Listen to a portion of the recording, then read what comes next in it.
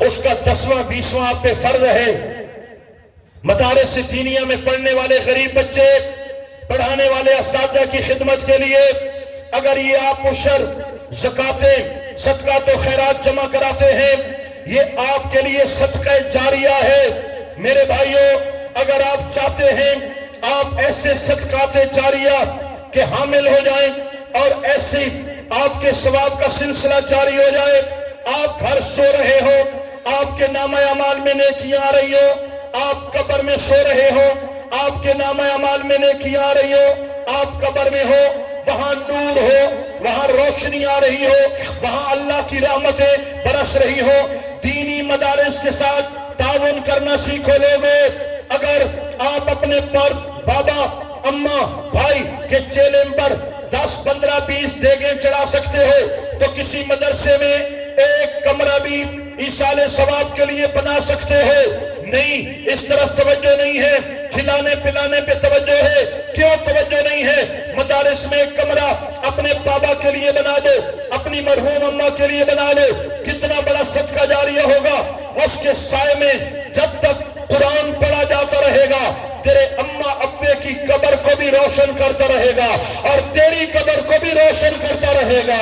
میرے بھائیوں، ہماری توجہ کیوں نہیں ہے کہ ہم لوگوں کو لاکھوں لاکھ روپے کھلانے کی بجائے کسی مدرسے میں اپنے والدین کے کل خانی کے لیے یا صدقہ جاری کے لیے ہم گندم بیچ دیں، ہم کوئی ایصال ثواب کے انتظام کے لیے راشن کا انتظام کر لیں، کسی ایک قرآن پڑھانے والے قاری کے لیے، دین پڑھانے والے عالم کے لیے ہم ماہانہ تنخواہ میں اپنا حصہ شامل کر لیں، اور یار کچھ نہیں کرتے، 10واں تو فرض ہے، 20واں تو فرض ہے، کیوں تعاون نہیں کرتے ہو اپنے مدارس کے ساتھ؟ اور یار بچے نہیں پڑھاتے، اور یار عشر تو دو، زکاتیں تو دو، مالی تعاون تو کرو۔ یہ مدارس آپ کے تعاون سے چل رہے ہیں۔ اہل سنت کا پیسہ محفل نعت پہ لگتا ہے، داڑھی منڈے نعت خان، غیر شرعی حلیے والے نعت خان، آل فال کلام پڑھنے والے نعت خان 1 لاکھ روپے کا لفافہ لے جاتے ہیں اور سٹیج پر لاکھوں لاکھ روپے لٹائے جاتے ہیں۔ وہ مسلک کے غدار ہیں، آقا کی سنت کے غدار ہیں۔ میں نے دیکھا ہے لوگ قوالیاں کرواتے ہیں اور محفل سما پر بالکل غیر شرعی ایسے لوگ جو چرسی ہیں، جو شرابی ہیں، ان کو قوال کے طور پہ بٹھایا جاتا ہے اور ان پر نوٹ نچھاور کیے جاتے ہیں، ڈھول ان کے تبلے چھپ جاتے ہیں، اتنے نوٹ ڈالتے ہیں، قالین نظر نہیں آتا، اتنا یہ اہل سنت کا پیسہ برباد ہو رہا ہے۔ مزاروں پہ میلے لگے ہوئے ہیں، سرکسیں لگی ہوئی ہیں، اہل سنت کے لوگ مزاروں پہ سرکسیں دیکھ رہے ہیں، ریڈیو کے ڈانس لگے ہوئے ہیں، ریچھ اور کتوں کی لڑائیاں لگی ہوئی ہیں۔ اور سنیے، خدا کا خوف کھاؤ، اور یہ دم لینا ہے میری شادی ہو جائے، عاشقی مشوقی کے چکروں میں 2 نمبر جیلی عاملوں کو لاکھوں روپے دی آتے ہیں، تباہی ہو رہی ہے، بربادی ہو رہی ہے۔ خدا کے لیے سنیے، مدارس کی طرف توجہ دو، اپنے علماء کی طرف توجہ دو، دینی مدارس کے بچوں پہ رحم کھاؤ، علماء کا ساتھ دو۔ ہمارا پیسہ ضائع ہو رہا ہے شادیوں پہ، بھنگڑوں پہ، محفلیں نعت جن میں غیر شرعی نعت خان بلائے جاتے ہیں، قوالوں میں۔ اگر پیسہ بچانا چاہتے ہو، صدقہ جاریہ بنانا چاہتے ہو، تو سب سے بہترین مصرف یہ دینی مدرسے ہیں۔ یہاں پیسہ لگاؤ گے، مدرسے آباد ہوں گے۔ اللہ کا وعدہ ہے تم دیتے جاؤ گے، رب بڑھاتا چلا جائے گا۔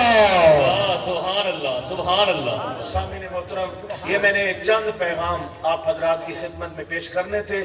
اب اختتامی کلمات پیش کر کے میں اپنی گفتگو کو ختم کر رہا ہوں۔ کوئی پریشانی؟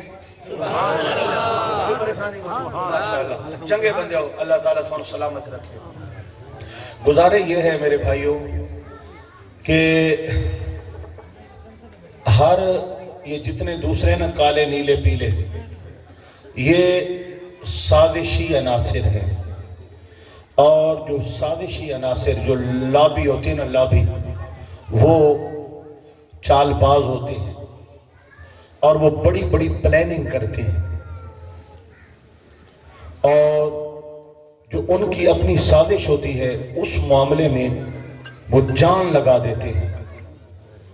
یہی وجہ ہے کہ یہ تمام سازشی عناصر اپنے غلط عقائد اور نظریات کے لیے جان پہ کھیل جاتے ہیں۔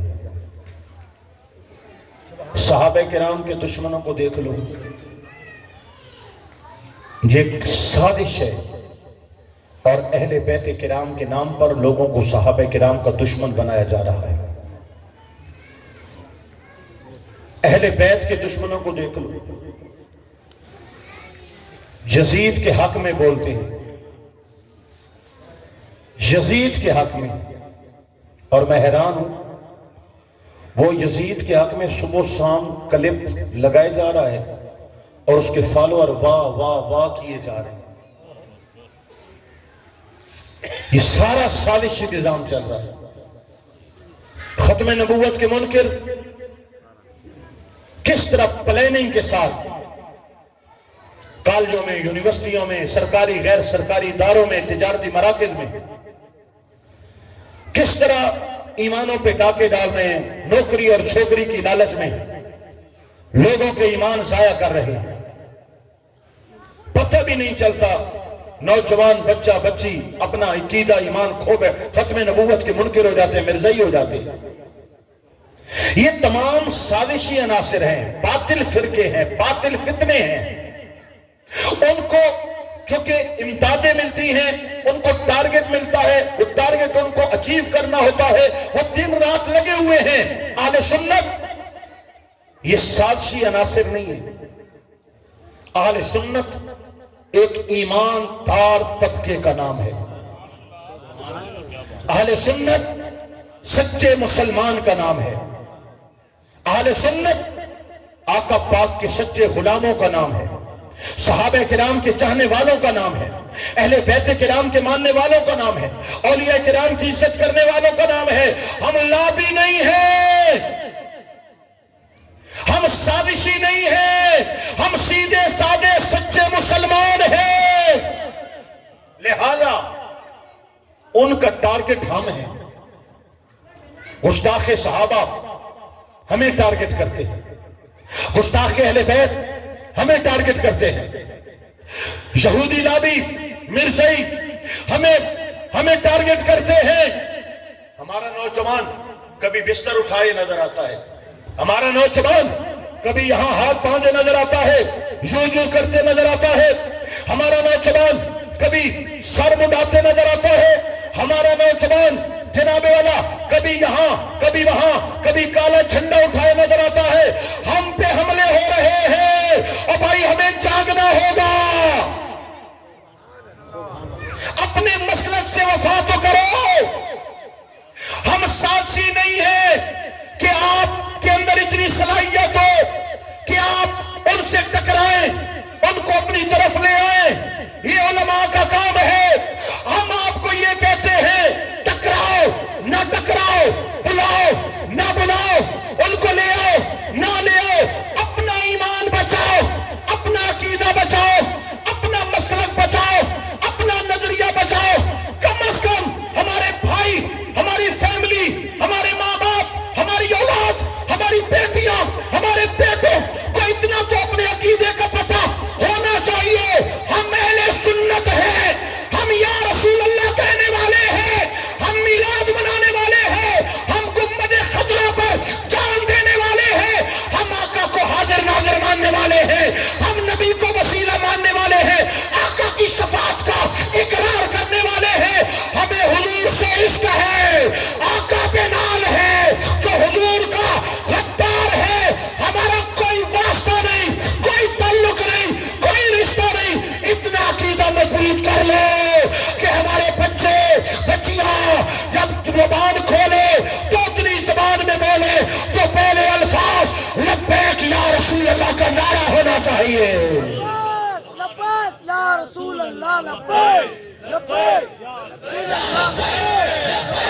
لبیک یا رسول اللہ۔ لبیک۔ میرے بھائیوں، خطاب نہیں تھا، یہ چند نصیحتیں تھیں جو میں نے آپ حضرات کے سامنے پیش کی ہیں، اور بزرگوں کی موجودگی میں نصیحتوں کا کیا جانا یہ زیادہ پرتاثیر ہوتا ہے، کیونکہ اب سید زادہ بھی ہوں، لوگ مجھے عالم بھی سمجھتے ہیں، لوگ میری قدر بھی کرتے ہیں، مہمان کے طور پہ بھی بلاتے ہیں، اور اللہ کا بڑا کرم ہے کہ وعدے کا بڑا پکا ہوں۔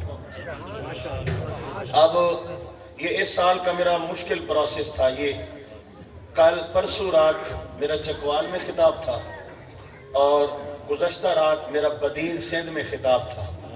انہوں نے رات مجھے 2 بجے جو ہے وہ خطاب ختم ہوا اور آج دن 2 بجے میں یہاں حاضر ہو گیا۔ یہ مسلسل 3 دن سے نیند نہیں، گاڑی میں گھنٹہ ایک آنکھ لگ گئی، باقی نیند نہیں ہے، یہ چل سو چل۔ یہ مشکل تھا اس سال میں، اور دعا کرتا تھا کہ اللہ کرے وعدہ وفائی ہو جائے۔ اللہ نے وعدہ پورا کر دیا۔ تو آپ عزت دیتے ہیں، محبت دیتے ہیں، لیکن بعض لوگ یہ سمجھتے ہیں مقرر کی بات ہے، خطیب کی بات ہے، لیکن جب بزرگ بیٹھے ہوں اور بزرگوں کی اولاد بیٹھی ہو اور ان کی موجودگی میں عقیدہ بیان کیا جائے اور ان کی تائید ہو جائے، تو کم از کم مرید سوچتا ہے کہ جو باتیں ہو رہی ہیں یہی باتیں، یہی نظریہ، یہی پیغام میرے پیر و مرشد کا پیغام ہے، اور پیر و مرشد کا پیغام تو پھر حرف آخر ہوتا ہے۔ لہذا کہ ایسے پیر و مرشد بھی ہیں بنے ہوئے مرشد ہیں، وہ داڑھی نہیں ہے، نمازیں نہیں ہیں، کڑے پہنے ہوئے ہیں، بے پردہ عورتوں میں بیٹھے ہوئے ہیں، لوگ ان کی بات نہیں ٹالتے، ہم ان جیسے فقیروں کی بات کیسے ٹالیں گے؟ صدائے درودوں کی آتی رہیں گی، انہیں سن کے دل شاد ہوتا رہے گا۔ خدا اہل سنت کو آباد رکھے۔ میرے